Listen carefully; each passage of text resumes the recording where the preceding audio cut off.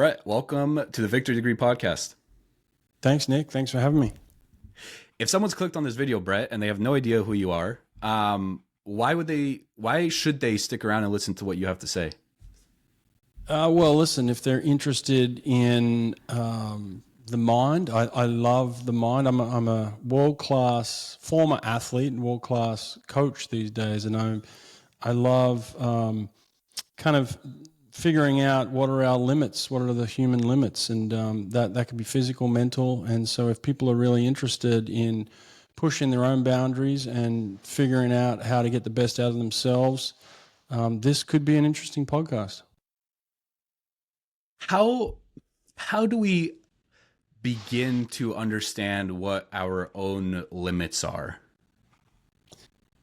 That's a good question. I think we begin by exploring our limits first of all. You know, you have to put yourself in situations where you're challenged. That's the most basic thing we can do as humans is to be challenged and be uncomfortable. And it's not until you get into those states that you really figure out who you are, and that could take years, honestly. You know, there were times when I was a teenager where I felt like I was giving my all, where I was at my limit, and it wasn't until years later where I realized I was just scratching the surface, really.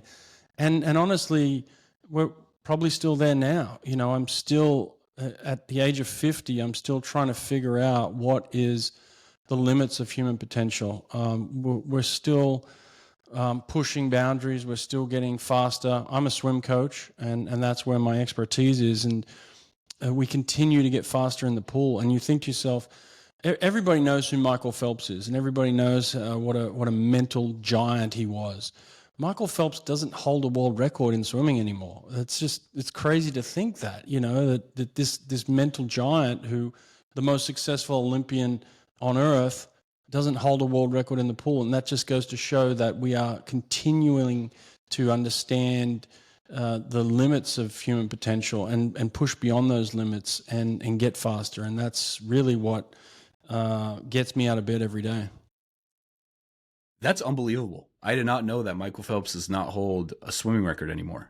Mm-hmm. Yeah, it's crazy to think like that. And again, you know, when you think of the world's greatest athlete in the water, you immediately think of him, and doesn't hold a world record. And not only have they been broken, but they've been shattered. Like people have destroyed his world record. So it's like we've gone way beyond what Michael even thought was,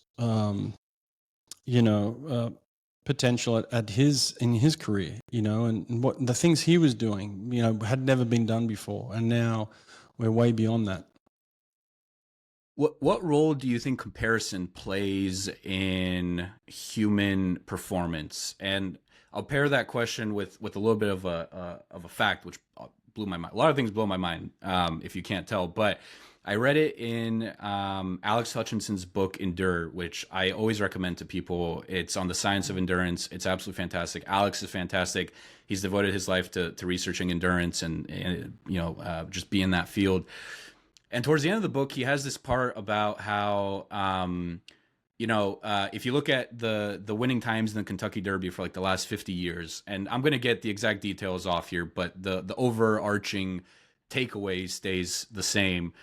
You know, from like the 1950s to like 2020, the winning horse in the Kentucky Derby essentially had the same time, or maybe it was an improvement by like half a millisecond, something very minute.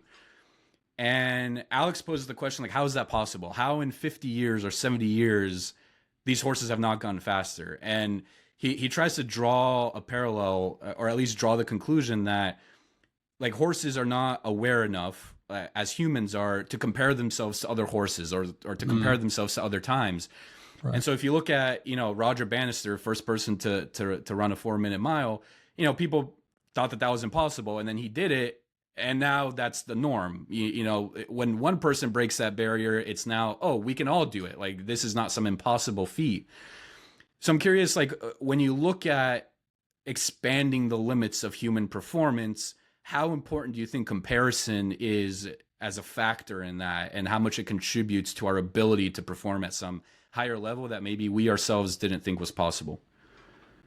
Well, yeah, it's a great question. It's things that same questions I ask myself. And look, to be honest, it's really important. I think I've been I've spent the better part of 30 years now, from the age of 20 up until 50, in a world where I've dedicated my life to figuring out how to become the best in the world. You know, I've chased an Olympic dream for many years as an athlete, as a coach, and in my world, I've tried to coach the fastest swimmer to ever live. I've tried to be the fastest swimmer to ever live, and I made the Olympic final in 2004 and raced against the 7 other fastest humans on Earth for the Olympic gold medal. And then I went on to coach athletes to do the same thing, and some of my athletes have broken the world record. Actually, 3 of them have broken the world record in the 50 freestyle. And so what I found is exactly that. You know, when you see somebody do something, it makes you realize, oh, it's possible. You know, we can do that. I can do that. And then all of a sudden there's this rush. So these barriers need to be broken. In my world, in swimming, the fastest swimmers in the world were swimming under 22 seconds, or just under 22 seconds when I was an athlete. So breaking the 22-second barrier was a big deal. We've got swimmers now that are breaking the 21-second barrier. Like that is an enormous amount of time in a 50-meter swim in just a short period of time, 10, 15 years. So it's gone from athletes just breaking 22 seconds to now breaking 21 seconds. And it was only because of athletes seeing somebody else do it. And then they go to it and it becomes norm, it becomes every day. And then it's, okay, what's the next barrier? And so that's where we're at right now. We're at the 20. I've had 3 athletes go under 21 seconds, so they're at 20.9, 20.8.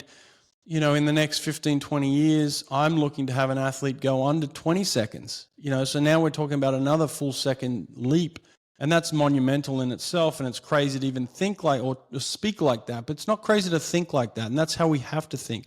In 20 years, an athlete is going to go a full second faster than they go right now, because 20 years previously, that's what happened. So you've always got to think 20 years ahead, and that's where the best athletes and best coaches put their minds. I was reminded back onto the topic of comparison. I have a follow-up question when it comes to breaking these barriers, but I was reminded of the phrase "comparison is the thief of joy" after I was scrolling your Instagram today, and I think you had a post on there reminding parents, like, hey, your 12 or 13-year-old doesn't need to be the best in the world. Comparison is the thief of joy. So, like, how do we balance that? How do we wrap our heads around the fact that, like, in on one side, comparison can be a good thing to just see what the limits are and almost use it as a boost of confidence for yourself to say, like, well, if that person can do it, maybe I can too. But then on the other side, you have the opposite, where it's, if you compare yourself too often, then you're stripping yourself of joy and you're never going to be satisfied with what you've accomplished, and etc. You go down this rabbit hole. So, like, how do we balance those two seemingly opposing forces? It's a good question again, and that's where I've spent a lot of my time as a youth. You know, as a young kid, you're always comparing yourself to somebody else. You know, they're bigger than you, they're stronger than you, they're faster than you, they're this, they're that, they've got more money, they've got more, you know, opportunity, whatever. It's like you're always looking at what somebody else has. Eventually, what you have to do is you say, okay, what am I lacking that I don't have, that I could potentially work on to improve, right? Like, I'm not going to get taller, let's say. So I'm 6'2".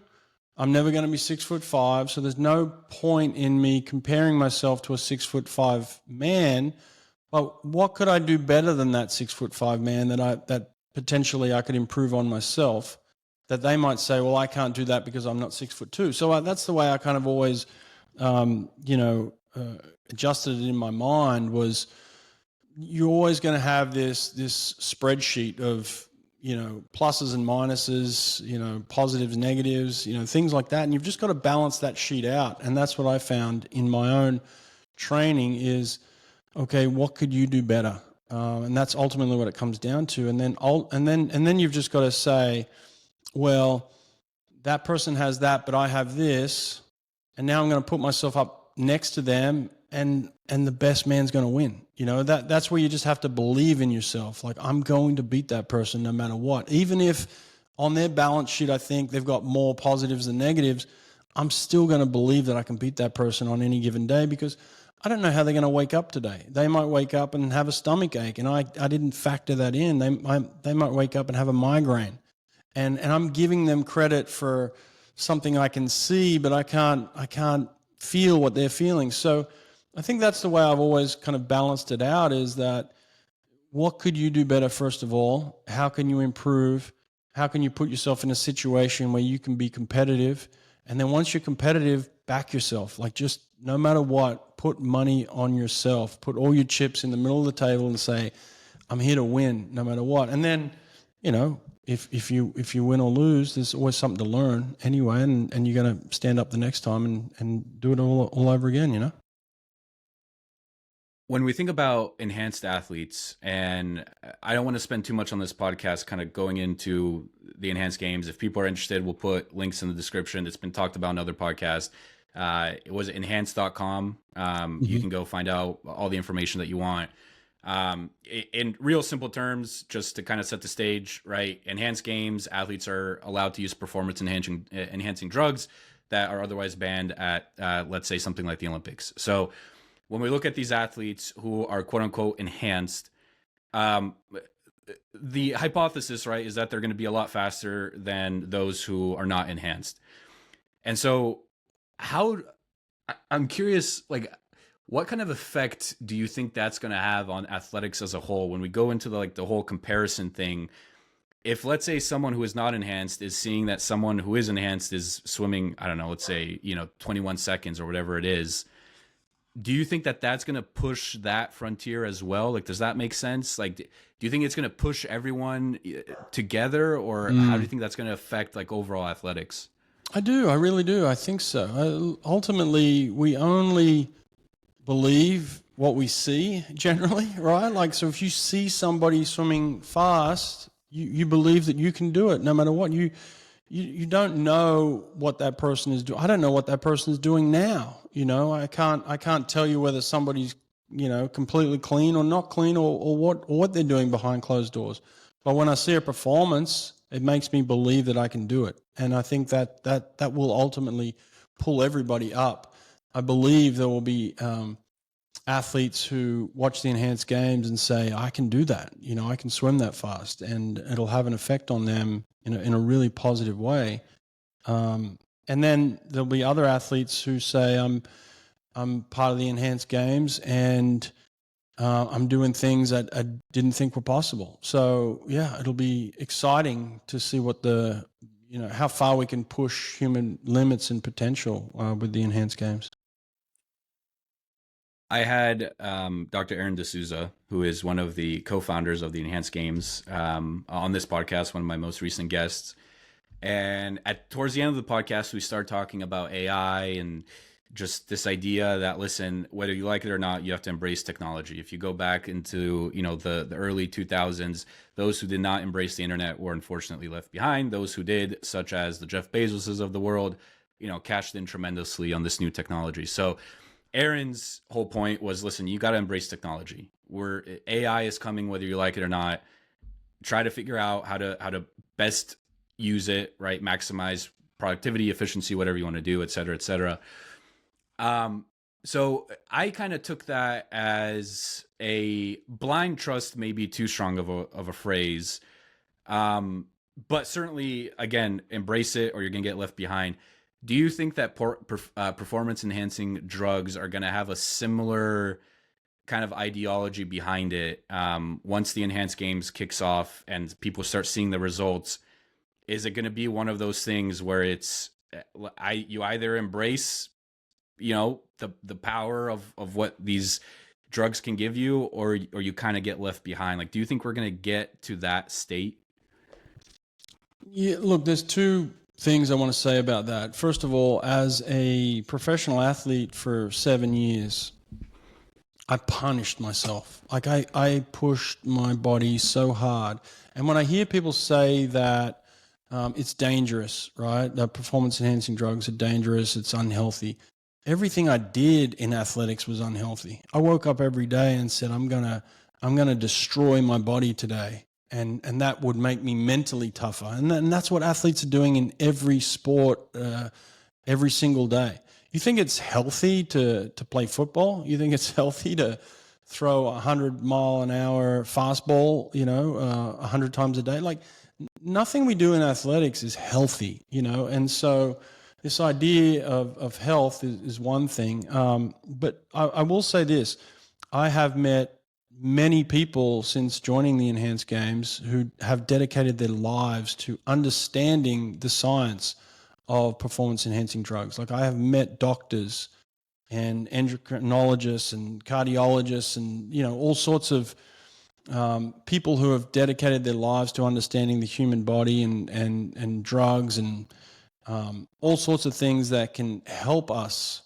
And these people are really smart people, and they understand it way better than I understand it. And we're using those people as part of the Enhanced team to surround our athletes with the best technology, the best science, the best care, so that these athletes will be well looked after, way beyond anything that happened when I was an Olympic athlete or some of my athletes were training.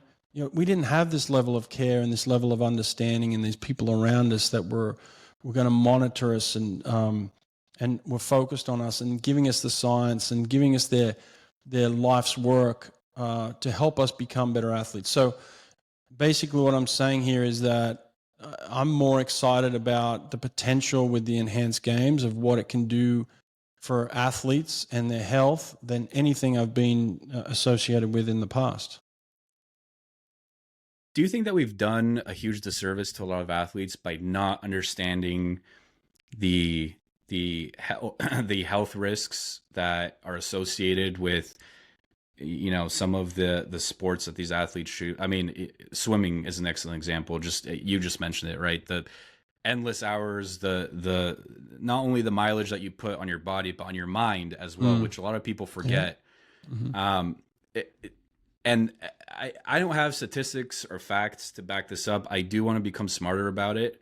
But I do get this feeling that many athletes go through a lot of pain, in their later years, just based off of, I mean, logically speaking, that's what seems, again, I don't have any statistics or facts to back this up, but seems like that would make sense. Do you think that we've done a disservice to those athletes by not fully grasping the health effects of some of these sports and these careers?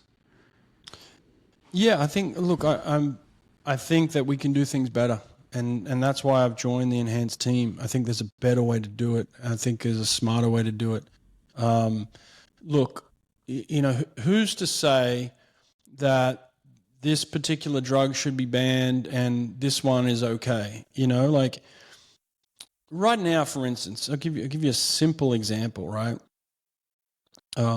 Caffeine. Caffeine is a real basic stimulant, right? But if you have 10 coffees in one sitting, it's going to cause some real effects, like real dangerous effects, right? And they're saying right now that caffeine is legal. It's okay. You're clean if you drink 10 coffees in one sitting. Like that could be really dangerous. And caffeine, they're putting caffeine in everything these days. They're putting in energy drinks, and these kids are just pounding these energy drinks, and they're really extremely dangerous the more that you consume them. And we're saying that that's okay and that's legal.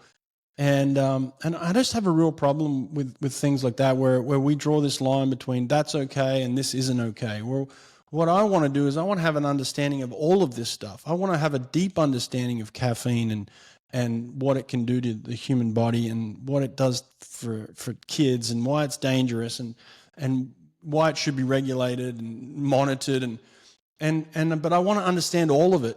I don't just want to say, well, you told me this is bad, so I should stay away from that, but this is okay. Like to me, it's just like we should understand all of this stuff, and I don't know who's making the rules on what's okay and what's not, because there's plenty of stuff that is really dangerous out there, and I think we turn a blind eye to it, and society says, these things are normal and okay, and I think they're really dangerous. So I don't know if I answered the question there, but I just think that what I've tried to do is have a deeper understanding of all of the drugs and what they can do, and how can we best utilize them in a safe and controlled environment. And I think the biggest comparison that we've had in the past talking point is, they say anabolic steroids, for instance, have been used in bodybuilding, right? And bodybuilders take enormous amounts of this stuff, and it's really dangerous. Well, we're not trying to be bodybuilders, and we're just trying to be the best athletes we can be. And there's ways to do this in a very safe environment, in a very safe manner. And these are the doctors that I'm trusting and listening to. And that's what I'm most excited about is the longevity of these athletes. Like most athletes beat themselves up so hard, but by the age of 30, they're just done. They can't take it physically and mentally anymore. Well, we're saying, look, if we do it smarter and we do it in a controlled way, we could be, really effective in our sport into our 40s, maybe even into our 50s, So that's exciting for me, is the longevity of the sport as well. You may be able to push out your careers, and get more people like LeBron James and Tom Brady and these types of athletes who are really highly competitive into their 40s.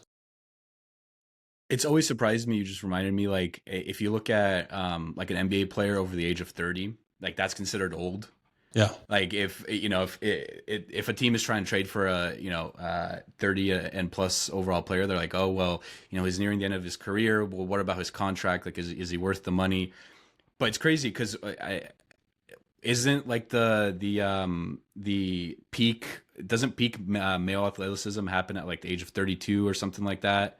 Or I think it's in the 30s at some point. Well, it's like when you're supposed to hit your prime.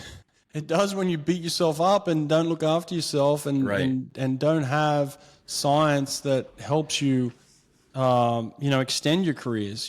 So I think that originally that's what we thought, but what we're doing now, what we're finding out now, is we can extend way beyond that with actual science, and push way longer than that. The average age of a human was 50 to 60 years old, 200 years ago or whatever. Now it's like people are living into their 90s, right? So it's like once we figure out how to better take care of ourselves, we can extend all of that much longer than we previously thought. I think there's also a discussion that needs to happen. I really like your point about who's making decisions on what's allowed and not allowed, and what's not allowed. Yeah. If you look at stuff like alcohol, right? I mean, just look at the recent reports and findings that are coming out about alcohol, about how it's cancerous, all these detrimental health effects from just one drink is enough to stimulate some of these adverse health effects. And it's like, but alcohol, at least, at this point in society, is not viewed as some taboo thing. Although there are, statistics would beg to differ, because I think amongst 18 to 34-year-olds, I think it's over 50% now view alcohol as like something that's detrimental to their health. So maybe we're turning the tide there. But I mean, for the longest time, alcohol and beer, right, was just something that people did, maybe even on a daily basis. You might be, this might be past your generation, but when I was in college, they had these things called Four Locos. I don't know if you've ever had one or heard of it. Yeah. But caffeine and alcohol in a can. And it was the most disgusting thing. I had a couple. I can't lie. But it was the most disgusting thing. And Four Locos were banned for a while, because they were like, listen, we need to figure out if this is, I think somebody actually died from drinking one, and it was this whole scandal. Yeah. But like, how does something like a Four Loko make it to the market, but not, we look at some of these, PEDs that are a lot more researched, that we understand the effects a lot more, like, and but those are viewed as this taboo thing. So like, I just, I guess your thoughts on where you think that negative reception comes from. Like, do you think that's something that's just been deeply ingrained in our society and is like one of those buzzwords where people see PEDs and they're like, oh, they immediately associate bad with that term? Like, where do you think this negative connotation comes from?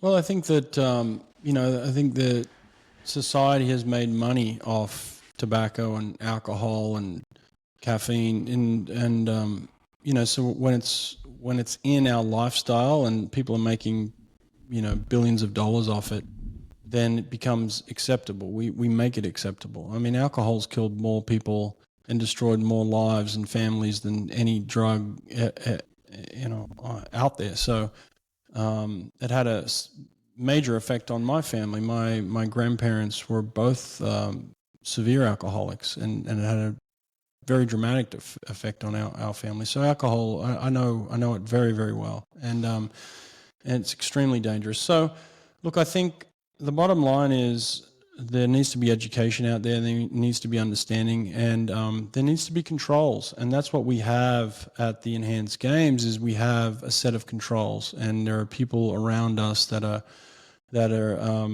certainly controlling how we're doing things and what we're doing, and we're taking the advice off the experts, and they're guiding this. And so I'm not saying this is for everybody by any means, but what we're doing is trying to figure out how to push human limits, and how then that can have an effect on everyday society, right? I think there are clinics popping up all over the country where men and women are getting hormone replacement therapy, right?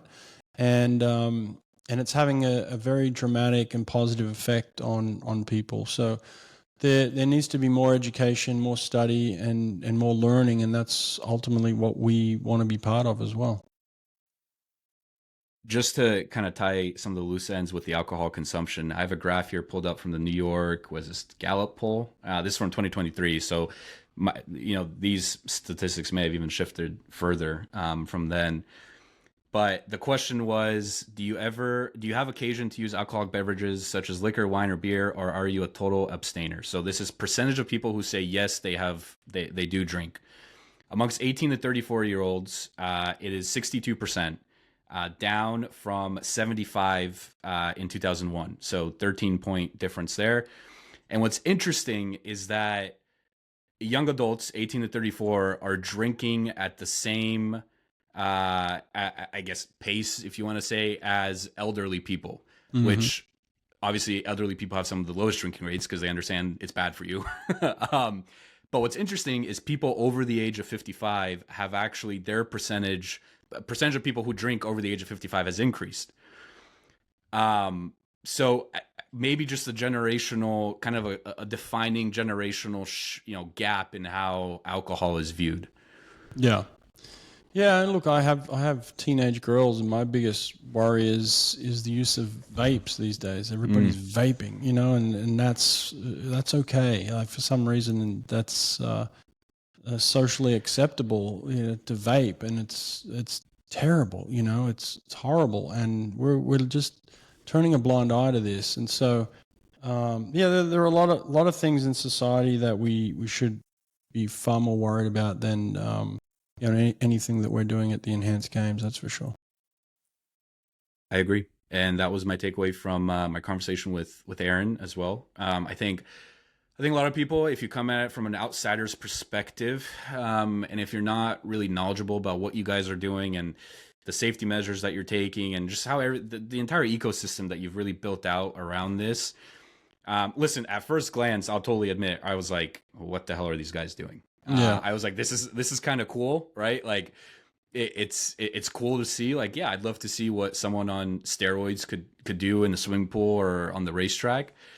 But without having any knowledge on it, I was like, this doesn't seem right. And again, maybe it's just that negative connotation, that part of my mind Right. that was like, but as I've gotten more familiar, again, talking to you, talking to Dr. Aaron, just becoming more familiar, I'm like, okay, they're legit and they're taking this very seriously. Well, the biggest thing that some of these performance enhancing drugs do is they aid in recovery, right? That's Mm. ultimately what they do. They don't make you, you don't run faster, you don't throw harder, you don't, you gain muscle by recovering quicker for sure. And so it's ultimately a good thing that these performance enhancing drugs aid in the recovery of the athlete so that they can get back and get to work and work harder again the next time. But generally, you're still putting the same amount of stress on your body. You're still having to work just as hard. You're still having to get through the grind, right? There's no magic pill out there.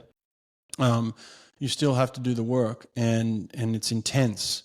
And there's still no guarantees that it's going to have any drastic improvement at all. But what it does, it aids in recovery. And that's generally a good thing for an athlete, to be recovering faster and more effectively. And so that's what I've found in my time with Enhanced, is the athlete is better served through greater recovery. That's for sure. I highly encourage, again, we'll put all the links in the description of this podcast. Go check out Enhanced Games. Go check out what they're building. If you're listening to this interview, Brett's done other interviews as well. Dr. Aaron's done other interviews. He was on Joe Rogan. I think it was like a 2.5-hour interview, so you can get really familiar with him and the mission and kind of the vision for what he's building. Highly suggest you go just familiarize yourself before you draw any conclusions, before you go on Twitter or X and you type out a nasty tweet. Go educate yourself and then come back and see if you still have the same opinions that you did before. Highly suggest you do that. And that wraps up this segment of the podcast about the Enhanced Games. Brett, I wanna get to some of the mindset stuff that you've experienced as both an athlete, obviously as a world-renowned coach, swimming coach. I was curious, like, as you look back on your own journey, your own experiences, is there a piece of advice that you used to give, or at least used to hear, maybe from a coach when you were swimming, that you now think is overrated? Yeah, for sure. Work harder, right? Like, work harder, and that was always my mindset as a young kid. Is I've got to work harder, and I ended up working so hard that I put myself in a hole, basically. And you see this so often with kids, and they're not afraid to work hard generally. Like, if you have big goals and big dreams, working hard, if you enjoy being challenged and pushed like I did, working hard is fun. Like, it makes you feel good, like when you've done a good, honest workout, you feel good about that. And when somebody tells you to work harder, you think to yourself, oh, wow, that wasn't enough. I got to come back and do it again. I got to go again. I got to go harder. I got to keep pushing. I got to keep pushing. And it wasn't until I learned the value, and again, we're going to go back to this word recovery. It wasn't until I learned the value of recovery and taking breaks where I really found my greatest improvement. And honestly, I think that's where that's why we're getting faster, is because the Michael Phelps mentality. And if you listen to Michael Phelps, he didn't miss a day of training in 5 years, and he worked harder than anybody else. And here we are today saying he's not the fastest swimmer on earth anymore. And what I think has happened in this time is we've learned that recovery is so important and so valuable, even to the point where we might say it's more valuable than working hard. Now, look, working hard, you can't get around it. You got to have some of that. But you've got to then be able to step back and say, well, I've got to take care of my nutrition. I've got to take care of my sleep. I've got to take care of my hydration. I've got to take care of my physical therapy. These are all recovery tools, I think. I got to take care of my mental health. That's a big issue these days, right? Like, you can't just keep pushing and pushing and pushing. You're going to put yourself in a mental hole as well. So you got to take breaks to recover mentally. So I put so much emphasis on recovering so that you can come back and work harder, the next day or maybe 2 days from now, or whatever it is. You can push as hard as you physically can go or mentally can go, but it's only because you've got that recovery and that has helped you do that. But why do you think that advice was pushed so heavily?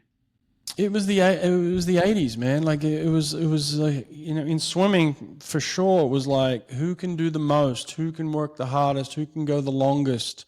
That was it was a swimming mentality. Is who's the toughest? That really shined through in the way that people would coach and the way that people would train. And again, it seeped all the way through to the early 2000s, where you had a guy like Michael Phelps still have that same mentality of push harder. Who's the toughest? Who's the who can go the longest? And here we are today. Michael Phelps is very open with his mental health challenges because of that mentality, right? Like so. You can't push that hard. It's not healthy. You've got to find ways to recover. And I think now that we're starting to understand recovery, people are starting to excel in their performance. They're getting better. They're getting faster. Swimmers are getting faster. Runners are running faster. Football players are playing longer. All of that. So, everybody's really taking value from understanding recovery, I believe. When I first started this podcast and kind of diving into the world of business and entrepreneurship and all that fun stuff, I was the Michael Phelps, and I'm in no way comparing myself to Michael Phelps, but I had the same mindset where I was like, you need to work on this 24/7. Every thought that you have needs to be somehow connected to this podcast. This is now your world. And I burned out, in a very severe way last year. Panic attack, anxiety through the roof, just nervous system was completely discombobulated. And I recently listened to, and I'm forgetting the podcast, but Mr. Beast, I think it was on the Diary of a CEO with Stephen Bartlett. Mr. Beast, famous YouTuber, went on the podcast, and he was like, something that's funny is like, I can't tell you the amount of DMs or the amount of tweets that I get on a daily basis that I read where people say, I want to be Mr. Beast. I want to be like him. I want to have all that success. And he was like, I guarantee you, if I took all of those people and took and made them step into my shoes and lived a day in my life and the issues that I have, both mentally, all of the above, right? I guarantee you most of those people would back out and say, you know what? Congrats to you, man, on your success. I do not want that life. And somebody else said it on a different podcast. People view Elon Musk as, and rightfully so, he's achieved incredible success, but everyone takes that as their North Star in entrepreneurship. It's like, I want to be Elon Musk. I want to work as hard as he does. Meanwhile, Elon Musk is, and he's been open about this, he carries around basically a pharmacy with him from all the drugs that he needs to take just to stay sane. Yeah. So I think people, and I don't know if it's just like, I don't know if it's a lack of knowledge on what these people actually go through. And maybe that's the wonders of podcasting, is like we actually get to hear about their experiences and understand how they are emotionally, mentally, physically, all these things. I don't know what it is. And I don't know why so many people just view that as like this incredible thing that they want to go achieve. And if they have it, everything will be sorted out in life. I don't know what it is. I haven't been able to figure that out. I don't know if that's just like human psychology.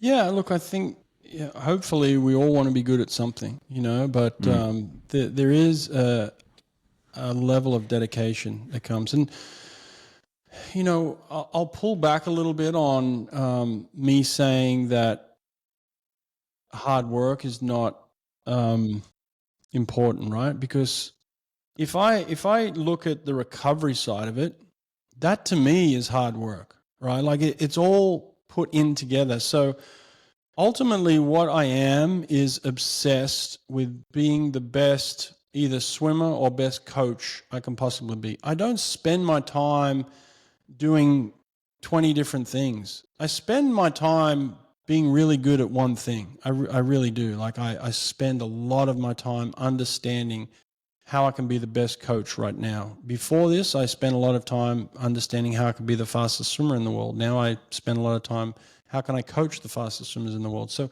all of my time is still spent in this world, in this realm, and I still work extremely hard at it. but it doesn't mean that because I talk about nutrition and sleep and physical therapy and mental health, that's still hard work that is put into me being the best athlete or best coach I can be, right? So I'm still spending all my time trying to figure out how I can be the best at this. And I think that's where people get lost in it, is that the recovery is still very difficult. You still have to dedicate yourself to it. But what I'm saying is, don't beat yourself into the ground by just doing one thing, and that one thing is just working hard.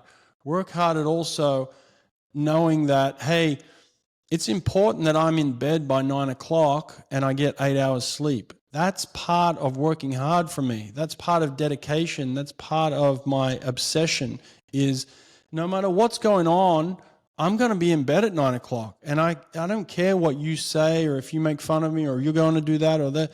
I'm going to be the best athlete in the world because I'm going to be in bed sleeping and getting my 8 hours. So that, to me, that can get lost with people sometimes. You know, they think it's just about working hard, and if I don't do that, then I'm not going to be successful. All of it's difficult, you know. But what I find is you're just obsessed in wanting to be the best at something, and that takes time, right? I guess in a different way, the way I view that is like, you need to be smart about, I mean, to your point, right? Like what you're doing with your time, and Yeah. that you're filling all these different buckets, but also like what's going to give you the most asymmetric return. Like, feel free to disagree or agree. I'm actually very interested to hear your thoughts on this. But like for a swimmer, perhaps swimming an extra 10 laps will not yield the same returns that instead of swimming those extra 10 laps, they spent that extra, whatever, 5 minutes focusing more on their recovery. Maybe the recovery aspect would give them a more asymmetric return than those extra 10 laps that they would swim. Is that kind of how you see it? Yeah, I do. You know, a lot of people will just say, well, if you just do that, then that'll make you better. But it's like, well, what if I do these things? These can make me better as well. And so as a sprinter, you know, what I found is that doing all these little things that actually contribute to you swimming faster are really important as well. So it doesn't just mean swimming laps up and down the pool. That's not the only thing that's going to contribute to me being a really fast sprinter.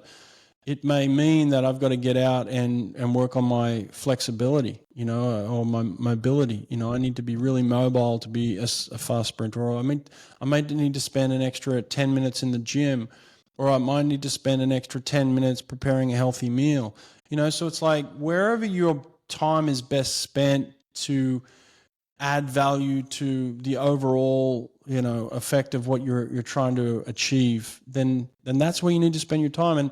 And that's where it takes time, you know, as a young athlete to figure those things out. It could take years for you to figure that out, to get to a point where you're like, all right, I've got this dialed in now. I know exactly what I need to do.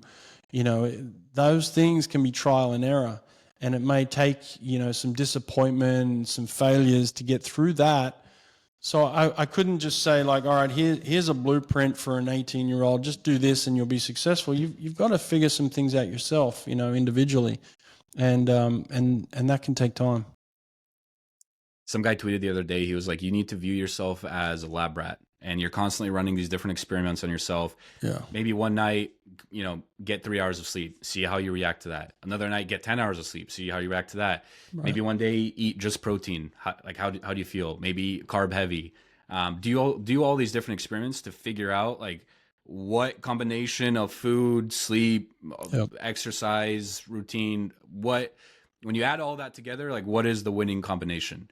Right. And I feel like so many of us just get stuck in this routine, and whether it's something that we've been doing forever or something that in most cases our parents taught us, like, you know, age old advice that's been passed down. It's like, do this in this manner.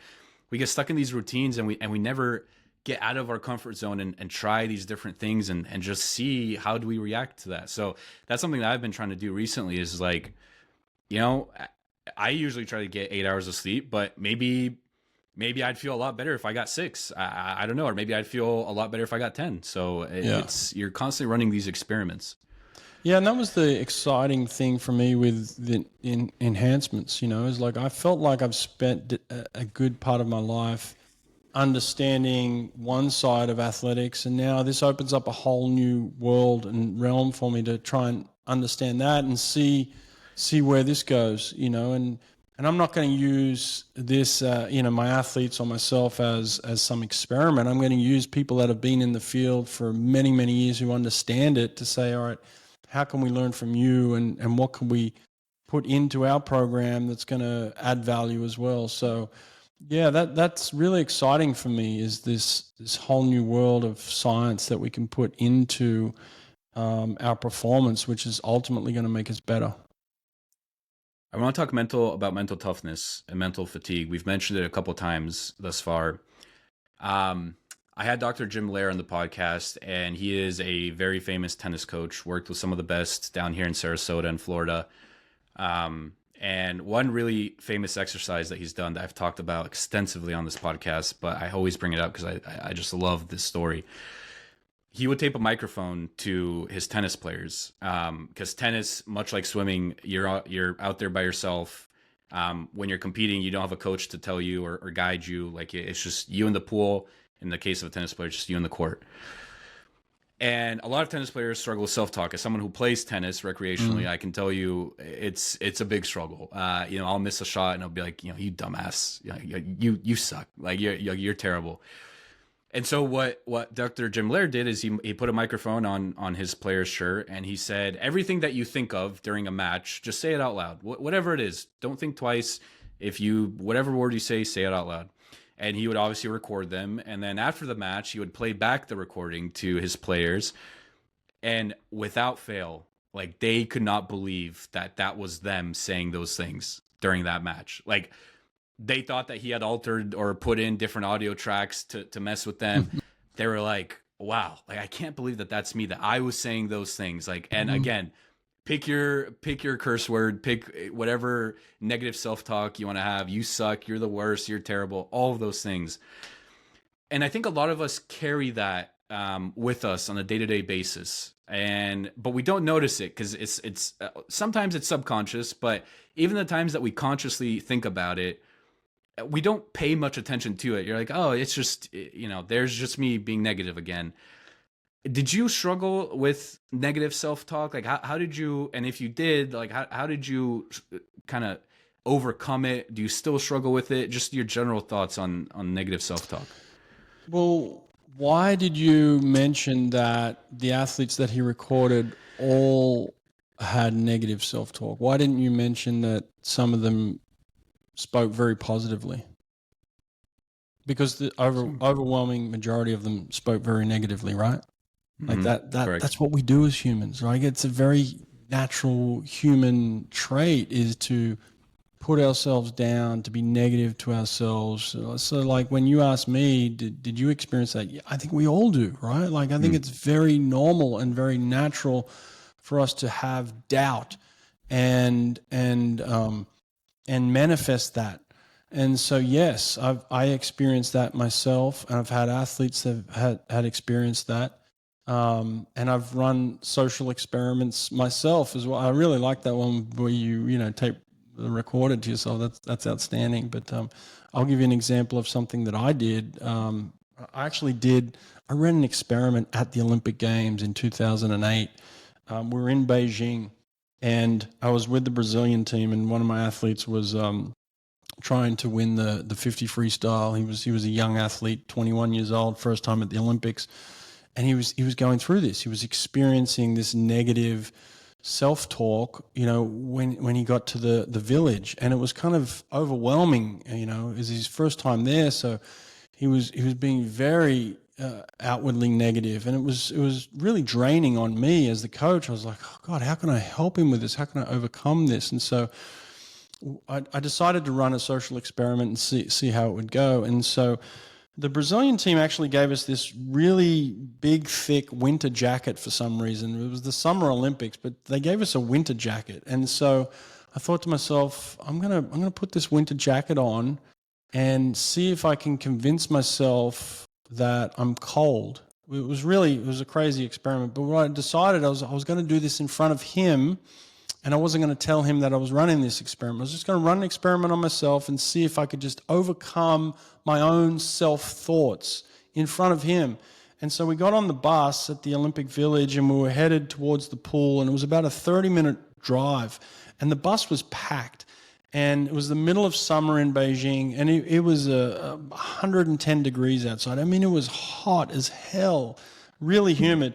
I had this winter coat on, and he was like, he asked me, he's like, what do you got the jacket on for? I was like, I feel like I'm getting sick. I feel like I got the chills, and I didn't. I was just saying this, and so we're on this bus, and as the bus, got fuller and fuller and more crowded. Out on the horizon, you could see the mountains out there, and on the tip of the mountains, you could just see a little bit of snow all the way out, thousands of miles out. You could see a little bit of tip of snow. So I put my focus there on the bus, even though it was 110 degrees. I'm boiling hot in this jacket, and I'm just saying to myself, I'm imagining snow coming down, and I'm imagining that I'm getting colder and colder and colder. And honestly, it took me about 10, 15 minutes before I even had a slight belief that what I was saying to myself was actually true. But up until this point, I'm sweating my brains out. I'm hot as hell. And about 10, 15 minutes in, all of a sudden, I started to feel a chill. I started to feel cold. And then by the end of the bus ride, 30 minutes in, I was actually shivering. I put myself in a very deep mental state of feeling cold, and I was actually shivering by the end of the bus ride, like with a chill. And I got to the end, and we got to the pool. I took the jacket off, and I basically told him what I did and why I did it. And he was like, "You're crazy. What the hell's wrong with you?" And I said, "I just needed to know that I could stop whatever I was feeling, I could control it. Whatever I was thinking, I could control it. I wanted to know it myself because I wanted to tell you, whatever you're feeling, whatever you're thinking, stop it. You can control this. If you're feeling like shit, figure out a way to feel amazing. If you're feeling heavy, tired, fatigued, whatever it is, whatever you're telling yourself, tell yourself something else. Tell yourself something different." So what I actually did is I got him in the pool, and I said, "Okay, you're telling me you feel terrible in the water. Here's what you're going to do. You're going to swim down the other end. I don't want you to think about how you're feeling, but when you get to the other end, I want you to say something positive, and I want you to repeat it 10 times. I want you to go up and down in the pool. I want you to repeat it 10 times, and then I want you to swim again and swim down the other end of the pool, and I want you to repeat a different word or the same word 10 times, and you're just going to repeat positive words to yourself. And at the end of 400 meters, I want you to tell me how you feel." And he agreed to do it. And he said, "I feel amazing." At the end of the 400, he's like, "I feel incredible." So it was just like I needed to figure out a way to get this 21-year-old kid to change his thinking. And I did the experiment on myself, and he ended up winning the gold medal at the Olympics. And he was the first Brazilian in swimming history to win a gold medal in swimming. So it was an incredible story, but that's kind of the way it played out. Yeah. I mean, we could just end the podcast right there. And that's remarkable. I mean, that's now my new favorite. The tennis story is great, but the freaking, I'm wearing a winter coat, it's 110 degrees, and I'm shivering. I think that supersedes. Yeah.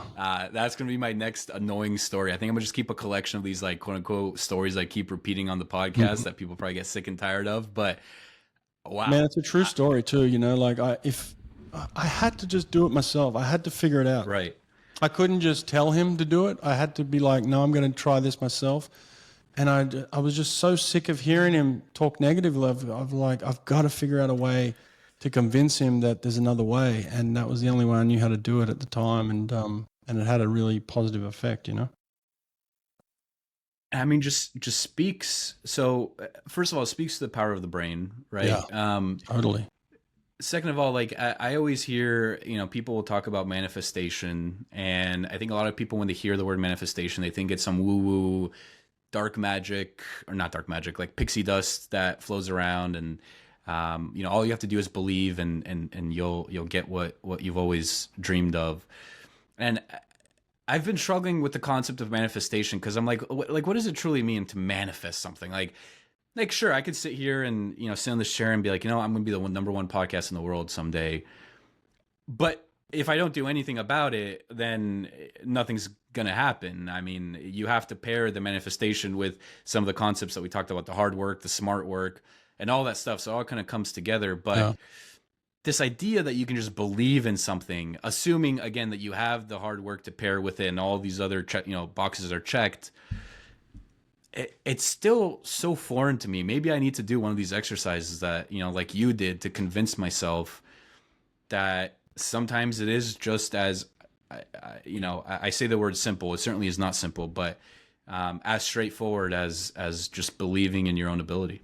Well, listen, one of the most incredible stories that had a profound effect on the way that I thought about our human mental abilities was, that story years ago where the guy was out, climbing through some rocks and ended up getting his arm stuck, in the rock, and then eventually figured out that he had a pocket knife and cut his arm off to kind of cut himself free. Like that story, I think most people are familiar with that one. Have you heard that one before? No, please. I actually haven't. So please. Oh, share okay. it. So there's a book on it. It's incredible. I forget what the book is called, but it happened like 20 years ago where he was out kind of in the wilderness, got his arm stuck in a rock, and eventually figured out that I'm not getting out of here unless I cut my arm off. And so had a pocket knife, like a blunt pocket knife, and basically just sat there for hours and hours and basically just cut his arm off and then cut himself free. And that story alone had a really impactful kind of influence on me in terms of the power of the mind, right? Like when you're stuck in a spot where you actually have to cut your own arm off to survive, how do you do that? Like if you're capable of that, we're really capable of anything. Like you wouldn't think about it unless you're in that situation where it's life and death, and that's when it's like, okay, I gotta do this. Like when you're in a situation like that where it's like, I'm gonna die if I don't do this, then you figure out a way. And I think that's the way I look at athletics sometimes, is like it's just a massive problem that you have to overcome, and you just have to figure out a way for it to get it done. And ultimately, pushing our limits of what we think we're capable of is a huge piece of that. Yeah, it's a really great story. And again, like you said, like if you're grappling with death and you can convince yourself to cut off your own arm, then some of the issues and some of the things that we complain about, seem pretty small in comparison. Yeah. You're worried about your presentation at work, and you can't get over that hurdle. A lot of people struggle with public speaking, for instance. You can't get over that hurdle. But when you compare that to literally cutting off your arm so that you can survive, it's like, maybe getting up on stage isn't too bad. Yeah. Like, what are kind of similar? I mean, I don't. You might feel free to surprise me. I don't think you have as impactful of a story as you just shared with the whole Beijing and convincing yourself that you're cold. But like, what are some tactics and some wisdom that you can impart on the audience that are people that are struggling with self-belief, with either it might be tied to a fear, maybe they've just lived their entire life with this low self-confidence. Like, what's your wisdom, or at least specific tactics that they can use to kind of get over that hurdle? Yeah, I'll give you a personal story of my own. I missed the Olympic team when I was 20 years old by 3/100ths of a second, and you have to wait 4 years to kind of try again, and so that had a very big impact on me. The fact that I missed it by 3/100ths of a second, I had to wait 4 years, and I go through this training, and it comes down to the part where it's like, okay, it's time. You gotta go out there and you got to perform. And I was very insecure. I was like, I can't miss this again by 3/100ths. Like I would just be completely devastated. I would be a complete failure. So I had all these negative, and it was creating a real negative response in me, like this fear. I was almost like gripped in fear, a couple of hours before I had to walk to the pool and get the job done to qualify for the Olympic team, And I knew the work I'd put in, I knew the sacrifice I'd made, I knew everything my family had put into it. And again, I was just gripped with fear. And I remember the whole day was kind of I was just like rushing to get to the point where I was like, okay, come on, like just get me there. And I remember everything was just a rush. And I was sitting in my hotel room and I was looking at the watch and I was like, all right, it's time to go to the pool. And I remember rushing out the door to get to the pool to be like, all right, let's get this done, But I wasn't in a very positive state. It was a panic almost. And I remember as the door was closing, I was like, no, I can't leave like this. And I remember I just put my foot, before the door closed, I walked back into my hotel room. I just dropped my bags and I just looked at myself in the mirror. And I just remember having this conversation with myself that was it was game changing for me. It was like, stop. It was like, slow down. It was like, you've got this. Like everything you've done over the last 4 years has been in preparation for this. You are ready. You are capable. And I just started to talk to myself again, like kind of like what you're saying. Like self-talk is very important, and the things that we're saying to ourselves. So I had these two things, this negative on the shoulder and this positive, and the negative was screaming at me. And what I had to do is just tell that negative just to stop for a second. And I promised myself, while I was talking to myself in the mirror, I promised myself over the next hour before I have to go and race, I'm only going to say positive. I'm only going to let positive things come in and say positive things to myself. And if anything negative comes in, what I'm going to do is I'm going to breathe it in and then I'm going to just blow it out. So like the negative, I let it come in because I knew it was going to come in anyway.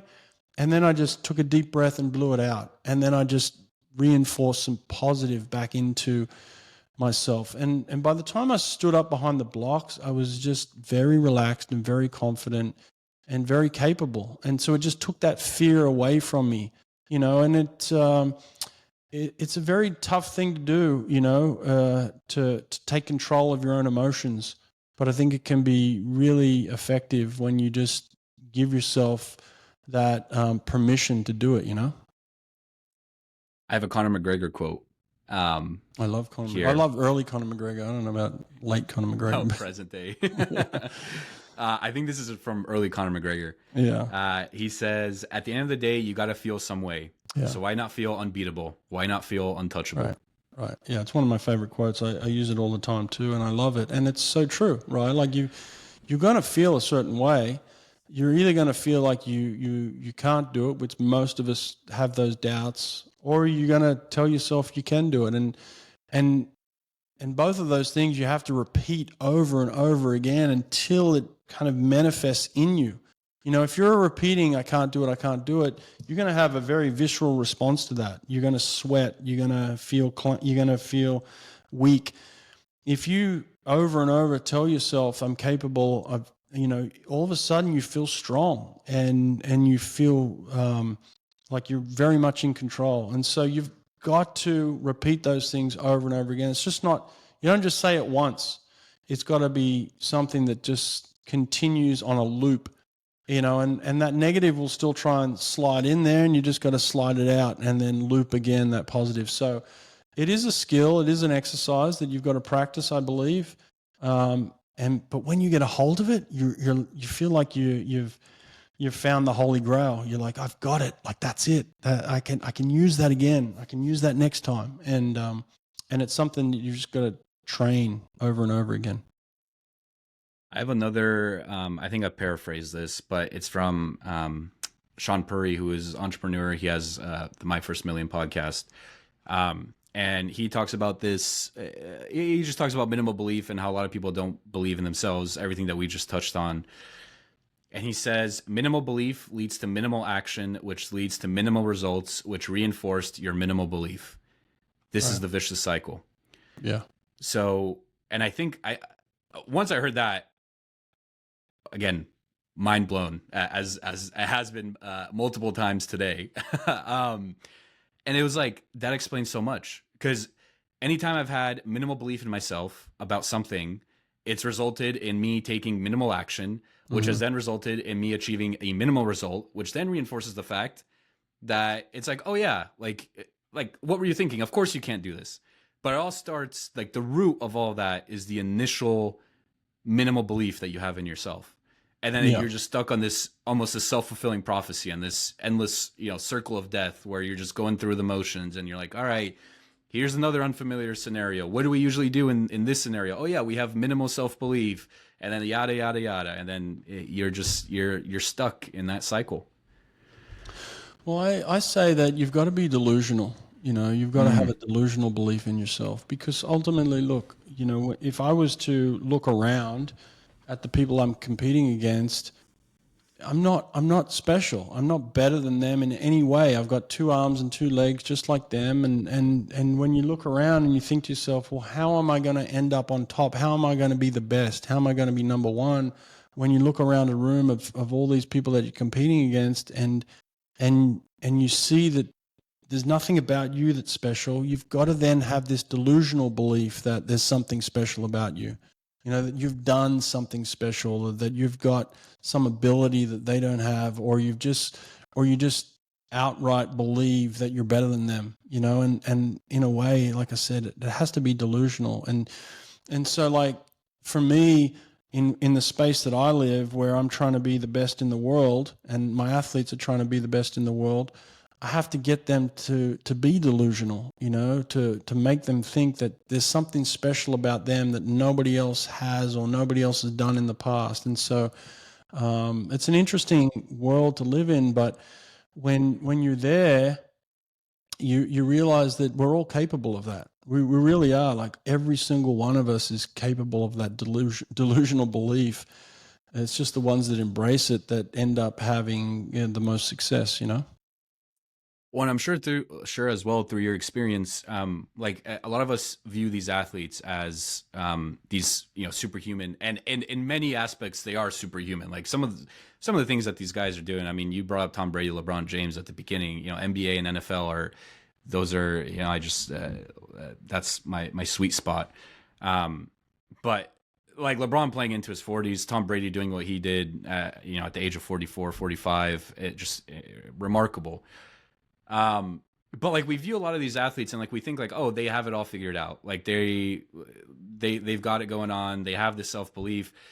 But what I'm hearing from your story and from your experiences, it's like a lot of these athletes have the same exact struggles that other people have, like this lack of self-belief, this it's something that they actively work on, and that's the difference, right? Like that's the difference makers. They're intentional about whether they like it or not. Sometimes, perhaps it's you nudging them in that direction, but they're intentional about wanting to become better in that mental aspect of it.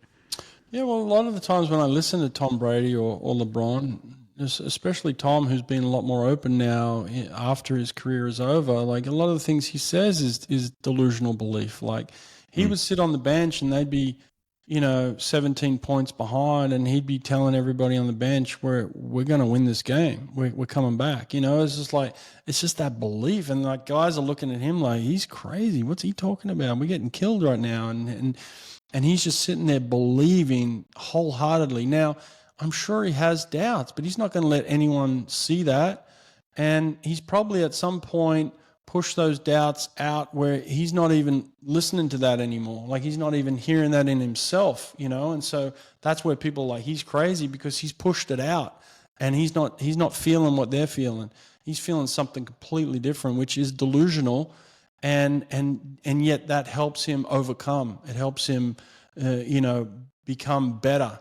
And that's a lot of the things that I hear him talk about is where you've got to be as an athlete. You've got to push all that stuff out and say, I'm capable of this. I'm going to make this happen. This is the way it's going to be. And that's how you overcome odds. And because, you walk onto a field too, and the opposition feels that. They feel that positive energy, and then that creates doubt in them. They might be the team that's 17 points up, but they see Tom Brady walk onto the field and they're like, oh, we're dust. We're done. Like, this guy's going to tear us apart, because he's bringing that energy out to the field, that belief. And then that creates doubt in you, and then you start making mistakes, So yeah, it's a very powerful, positive thing. You can not only influence yourself, but you can have influence on other people's performance as well. I had Kyle Sloter on the podcast, who was the backup quarterback for the Minnesota Vikings. He has a really interesting story because he would go off in the preseason every year. And there's a bunch of NFL politics. I won't get into the details.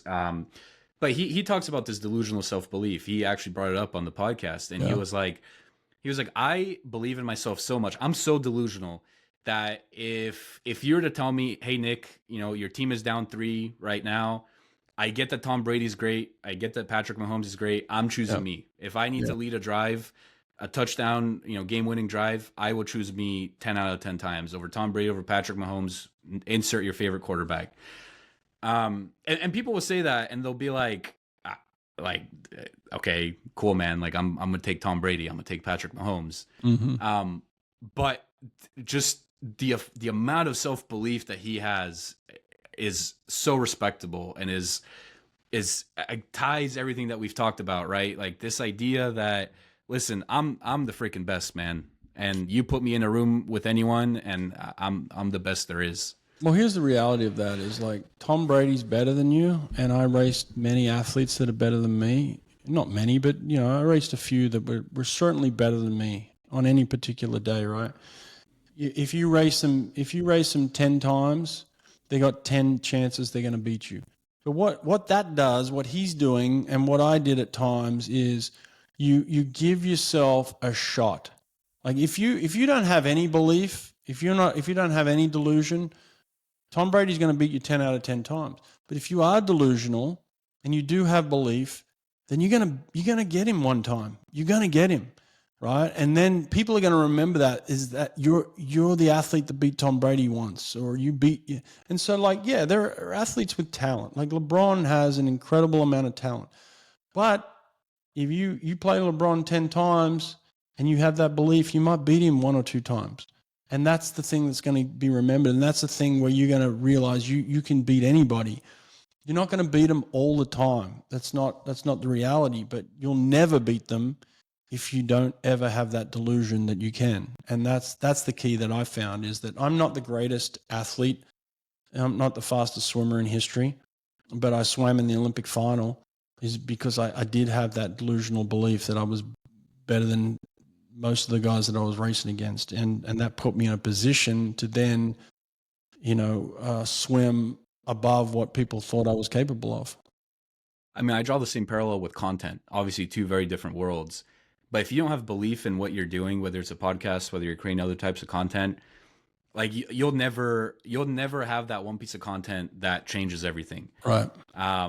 And so like, if you don't believe enough in yourself to go put yourself out there and to go put up clips on Instagram, guess what? You're also never you're not giving yourself a shot to have that piece of content that goes viral and that attracts thousands, millions of listeners to your podcast. So right. Yeah. You got to put yourself in position for any type of success. You got, people call it luck. Well, if you hadn't have even put yourself in that position, then you would never have had that chance. So there is certainly sometimes an element of luck, but there's also an element of just, good old fashioned work ethic where you're like, and belief of like, I put myself there because I believed I could. And ultimately this is where I got to, because I had that belief in myself, It's funny. Aaron also talked about luck in our podcast because he was like, people will look at my journey and they'll be like, oh, you got lucky because you met Peter Thiel at Oxford. Like, you just happened to be in the same room.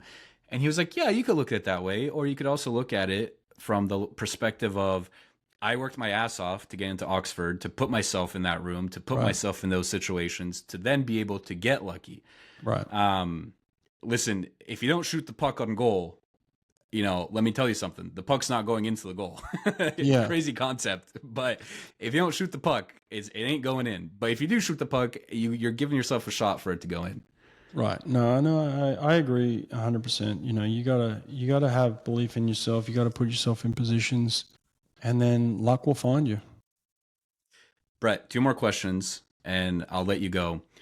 I can't stop but stare at that Kobe Bryant poster behind you. Mm-hmm. And so I have to ask, A, why Kobe? And B, just what he meant to you, what you've learned from him. Just talk to us about Kobe Bryant. So Kobe's, again, one of those very influential athletes. I was lucky enough to meet him at a couple of Olympics. I met him in the dining hall, and I met him at the pool a couple of times. So just briefly, nothing more than just being in the same space as him, which is incredible, and then, his death obviously had a profound effect on me. But before that, I actually named my son after him. My son's name is Kobe as well. Kobe's just one of those athletes that, again, I think maximized his potential and was just a mental giant to me. Like obviously had skills and abilities, but maximize those through his mental approach to his performance. And so I've just learned so much. You talk about Conor McGregor quotes. I've got tons of Kobe quotes as well, and just listening to things that he've said. I love listening to people before a game and then after a game, the way they assess things and how they build up. And I've just spent hours watching Kobe and listening to him. So yeah, he's just had a major influence on me in terms of what I've learned from athletics and performance. And I think we've all, if you study Kobe Bryant, for 5 minutes, you're going to learn something. So, I guess that's what it comes down to. So I started my podcast. You talk about, luck and those sorts of things. And Kobe had a major influence in terms of when he died. So I've told the story a couple of times, but he died on a Sunday, and that next day I decided, like, hey, if Kobe Bryant can die, we can all die. Like we're all human in that aspect. And so I said, what do I need to do in my life that is challenging me, that is creating fear in me that I need to overcome? And it was this idea of creating a podcast for myself. So, a couple of days after Kobe died, I said, I'm going to go through with it. I'm going to do a podcast. And so that's when I started my podcast 2 days later. And here we are. I've done over 600 episodes. I've done it for 5 years now, and it all started from Kobe's influence of just having belief in myself and taking that step towards doing something. Kobe would always talk about how he would play a game and then go back to the gym when he was tired, when he was fatigued, when he didn't want to do something, and he would push through to try and figure out a way to get better and learn. And that's what I took from Kobe, is like, you got to take that first step into something, even though it's difficult and it's hard and it's uncomfortable. But if it wasn't for him, I would never have started my own podcast. So that's why I keep him, front and center of everything that I do. That's amazing. If you only had one piece of wisdom or advice that you could share with your son, Kobe, from Kobe, what would it be? Oh man, that's a good question. There's so and much. Everything else is erased. All of other, all the Kobe quotes, all his wisdom, all his advice is erased. But this one thing stays, and you can gift that to your son. What would it be?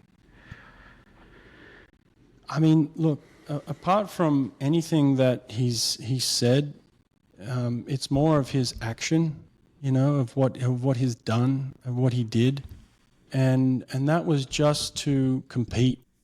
Like Kobe always put himself in a position where he backed himself and competed. It didn't matter who he was playing against. He was always willing to step into that position and say, "Give me the ball," and take the shot, and take that shot. Like even if it was meant failure, he was going to take that shot because he was going to back himself and he was going to compete. And that's what I try and tell my son, is just like, whatever you do, just try and be really good at it. You know, I don't care what you do. You know, everyone's got this idea for their kids of how they want them to grow up and what they want them to do. And what I always said to my son was, my son's ultimately a musician and I don't know anything about music. And I just said to him, like, Kobe, if you're going to be a musician, what you have to understand is it's competitive. There are thousands, if not millions of musicians out there. So how are you going to separate yourself? You're going to separate yourself by being the best musician you can be. And that's what I learned from Kobe, is just every day being the best that you can be, maximizing your talent. And that's the biggest thing. You know, when I look at him, I'm like, there's a guy that he wasn't the tallest, he wasn't the strongest, he wasn't the fastest, but my God, he was a guy that was going to give 100%. And so that's the message I want to give to my son, is just be the best you can be. That's beautiful. I have a book recommendation for you. The name of the book is slipping my mind, but it's a biography on Kobe, but it's focused on his early years. So basically from Italy up until getting drafted. The book is really centered on those formative years. Awesome. And the one thing that stuck out with me, I mean, you mentioned obsession, but like the book details it. It's by a great author, Mike Silsky. I'll shoot you a DM or something with the book. Or I'll just tell you after this. If I could find it, I'll tell you right now, but I can't. Yeah, let me know what it is. I'd love to read it. Yeah, it's somewhere back here. The other thing I wanted to show you. Oh, The Rise. The Rise by I Mike wanted to show you Silsky. this. I have this. Oh, look at that. Mamba mentality right there. Hell yeah. That's my Kobe Bryant tattoo that I look at in the mirror every day. Is like, and that's one of the things that pushes me every day, is like, just have that mentality of compete, just keep going, man. You know, we all get tired, we all have doubts, we all have fatigue, we all have times where we want to quit. It's just like, just keep going, just keep pushing, you know. So yeah. I love that, Brett. That's amazing. But The Rise by Mike Silsky. Mm-hmm. Highly recommend. Again, going back to what we said earlier, you know, you look at these athletes and, you know, you look at a Kobe Bryant and you're like, dude, like that guy had it from day one. You know, he was born with this gift, this mentality. And then you read that book and you're like, oh yeah, he was human at one point. Mm-hmm. Yeah, it's a process. He had to fail to learn, you know? Exactly. And you talk about obsession, but like just how obsessed he was with basketball from an early age, his high school years. The funniest part of the book was like it details. So obviously Kobe grew up in Italy, or maybe for those who don't know, grew up in Italy. His dad was a professional basketball player, played in the Italian league.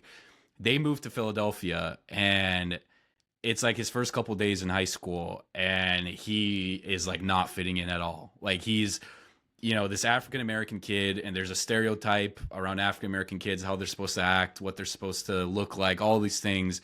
And Kobe doesn't fit that at all. Like he's doing his own thing. He's obsessed with basketball. He's obsessed with his, I think it was his English class. He's obsessed with stories, with storytelling, all these different things.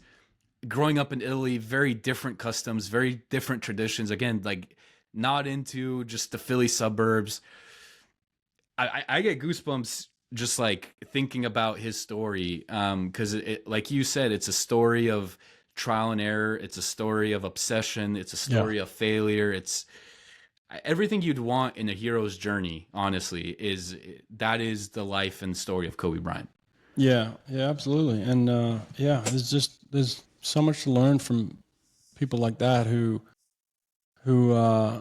get to the top of their profession, and you look at them and you think there's nothing inherently special about him, but when you hear him speak, you're like, oh, that's special, you know, like that mentality that he has is special, you know. So yeah, there wasn't anything like, you know, I met all the basketball players at the Olympics, and you know, you meet a guy like Kevin Durant, you're like, okay, that's unique, that's special, that guy's massive, you know, and you're like, but then you meet Kobe and you're like, oh, he's, you know, 6'4", he's just kind of just average for a basketball player, but he's the most dominant person on the team, you know. And it's like, just the mentality can be the separator, you know.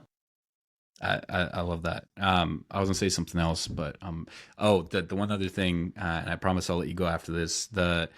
Roger Federer had he did his commencement speech at a college that I'm forgetting the name of. He talked about his career, and Roger Federer, widely regarded as one of the greatest tennis players of all time, if not the greatest.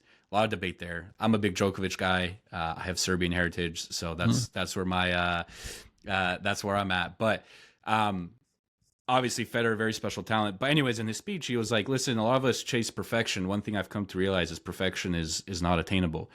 I've won 20 Grand Slams. I've achieved so many records in tennis. And yet I've only won, and I'm going to get the exact percentage wrong, but he's like, I've only won 52% of all my points. Yeah. Widely regarded as one of the most successful, greatest tennis players, most talented, definitely, in my opinion, definitely most talented tennis player of all time. Yeah. Only won 52%, 53% of all the points that he played. He was like, you will lose. Like, you will fail. Guaranteed. Oh, yeah. What matters is how you bounce back. And again, I just get goosebumps talking about that.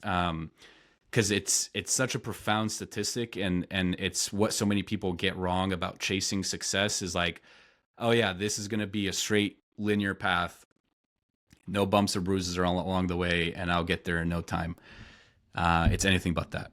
Yeah, for sure. Well, you're in the podcast game now. How many people have podcasts out there? Or how many people have started a podcast and ended it quickly? And it's a tough game to play the long game, but you just gotta keep learning and keep growing. You gotta have good podcasts and bad podcasts, and but it's the people that endure the most that end up being successful. So one of the greatest podcasts out there these days is Joe Rogan. Joe just said, I just kept going, kept learning, kept growing, and you don't aim for money. You don't aim for success. You just aim to be the best you can. And that's ultimately when you're going to be the most successful, Brett, we could do a whole different podcast on, and I'm sure you could relate to this, on my journey as a podcaster, and just how many times this show has changed, and my vision for this, and the people that I want to reach. And I mean, I'm still figuring it out. But the cool thing is I'm learning a lot about myself, and like things that I'm actually interested in, and people that I'm interested in, like yourself. And oftentimes I'll sit back and I'll think, why am I interested in Brett? Like why do I want to have him specifically on the podcast? Like, what about his journey? What about his experience? What about what he has to say specifically speaks to me? And I think the quicker that I can figure out that question, and I think I'm getting close, the quicker that this podcast can become the best version of itself. And so that's, again, we could do a whole separate hour on that. But Brett, I've held you hostage long enough. I do have one last question. I ask, it's a recent question that I've been asking a ton of my guests. If you could have a 30-minute conversation with any athlete or entrepreneur from history at any point in time, who would it be and why? Julius Caesar. I was just in Rome. I was just in Rome. And actually learned a few things from just a guy giving a lecture on the street. I went to the place where Julius Caesar was killed, and just kind of stared at the spot for whatever reason for an hour, and just thought, like, how did this man live his life? But one of the things I learned from him is that he at a middle age, at about 31, 32, I believe, he went to the grave of Alexander the Great, and he cried because he wasn't crying because Alexander the Great had died. He was crying because Alexander the Great had done and achieved so much in his life beyond anything that Julius Caesar had done up to that point. And so he cried, and I'm useless. Like I've done nothing in my life compared to this man. And he just wanted greatness for himself. And then went on to become the first emperor of Rome after that. And so it's just, I love history. I love learning from the greats. And one of the things I wrote down in my phone that I'll pass on to anybody else is, one of the separating things, the reason why we know who Julius Caesar is, and the reason why we revere him so greatly these days, is because he wrote his own story. He wrote a book on himself. And one of the things he said is, if you want to be remembered, if you want to be great, then you have to control the narrative. And that's what you're doing, Nick, is you've created a podcast where people are going to come back to this for years and years and years and listen to you and the influence that you've had. And that's how you're going to be remembered, Nick, is in history, is by what you present out to the world. And so control your narrative. And that's what I learned from Julius Caesar. And that's what I'm trying to do now. Couldn't have ended the podcast on a better note. Brett, I can't thank you enough for your time, man. This has been amazing. I mean, listen, one of my favorite podcasts I've done thus far. I'm not just saying that because you're here. I'm saying that because I truly mean that. It's been so great, and I know you can relate to this as a podcaster. When you bring on a guest and you just feel the chemistry, and you guys are going back and forth, and it feels like a conversation, and you're in this flow state, and to me, it's one of the best feelings in the world. It's so awesome. It's so great. So yeah, I can't thank you enough. Before we sign off, where can people find you and more of your work? I'm just really big on Instagram, so you can find me on Instagram, Hawke, BRHAWKEBR. That's where I do my daily stuff, and that's where I can be found. You can DM me. I answer all my DMs. So if you got a question or if you want to ask me something, hit me up on Instagram. Fantastic. We will put all those links in the description. And as we said at the beginning, or kind of towards the middle of the show, if you want to find out more about the Enhanced Games, what Brett and Dr. Aaron D'Souza and the entire team are doing over there, highly suggest you go click on the links in the show notes of this podcast episode. Educate yourself. And before you go to X or Instagram and start spreading hate and spreading all these negative things, find out more for yourself, educate yourself, like I said, and then form your own opinions. Brett, I cannot thank you enough. Again, man, this has been an honor. Appreciate it, Nick. Yeah, anytime. Thanks a lot.